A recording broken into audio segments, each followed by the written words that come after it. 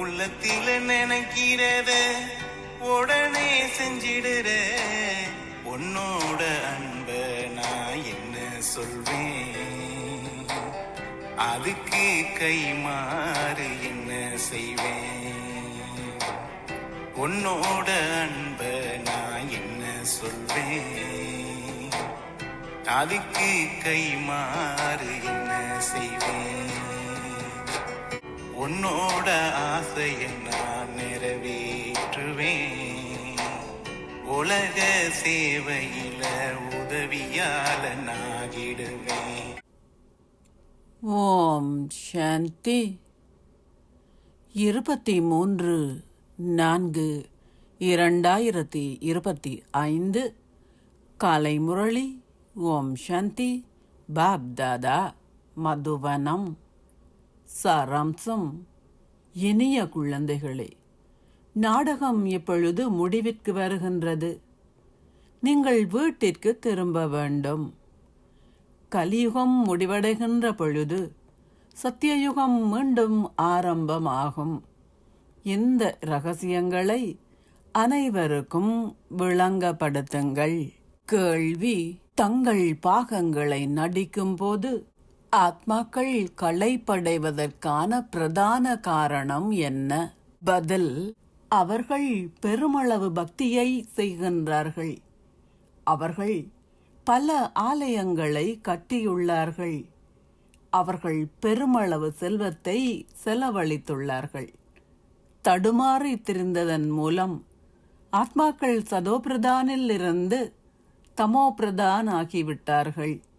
அவர்கள் தமோபிரதான் ஆகியதால் சந்தோஷமற்று இருக்கின்றார்கள்.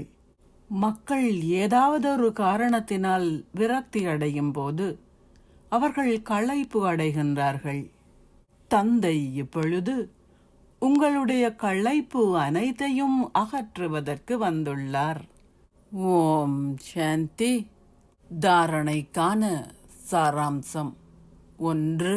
சதா முகமலர்ச்சியாக இருப்பதற்கு இந்த கல்வியையும் உங்களுக்கு கற்பிக்கின்ற தந்தையையும் உங்கள் புத்தியில் வைத்திருங்கள்.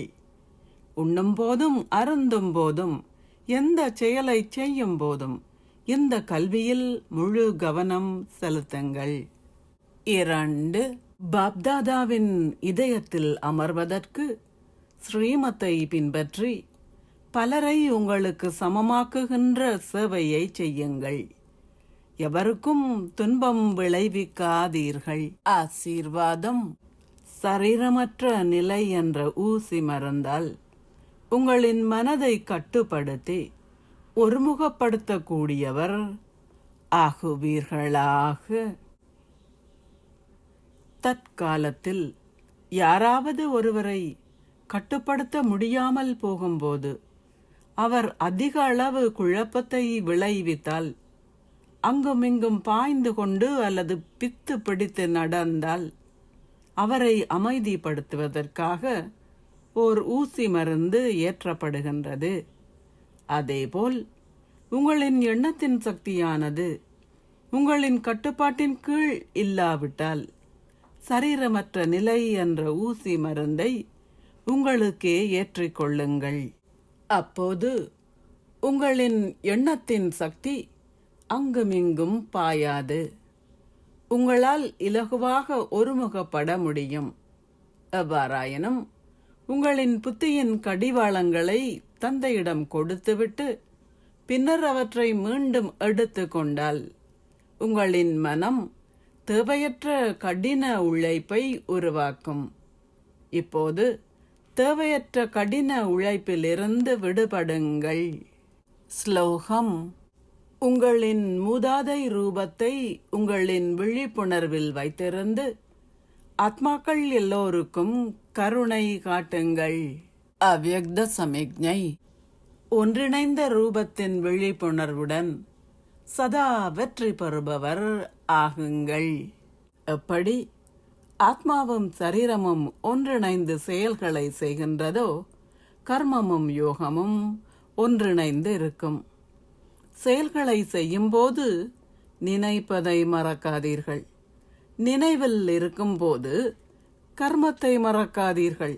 ஏனென்றால் உங்களின் பட்டமே கர்ம யோகி என்பதாகும். செயல்களை செய்யும்போது நினைவில் இருப்பவர்கள் சதா பற்றற்றவர்களாகவும் அன்பாகவும் இருப்பார்கள். அவர்கள் இலேசாக இருப்பார்கள்.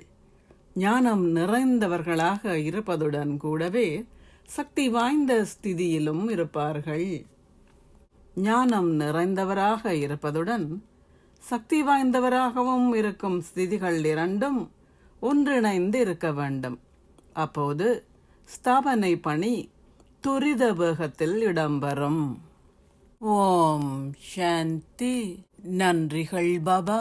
எத்தனை கருணையே எம்மேல பொழியிற, நீ கூறும் வழியில தான் நான் நடப்பேன். நான் மாறி உலகத்துக்கு உனக்காட்டுவேன். நீ கூறும் வழியில தான் நான் நடப்பேன். நான் மாறி உலகத்துக்கு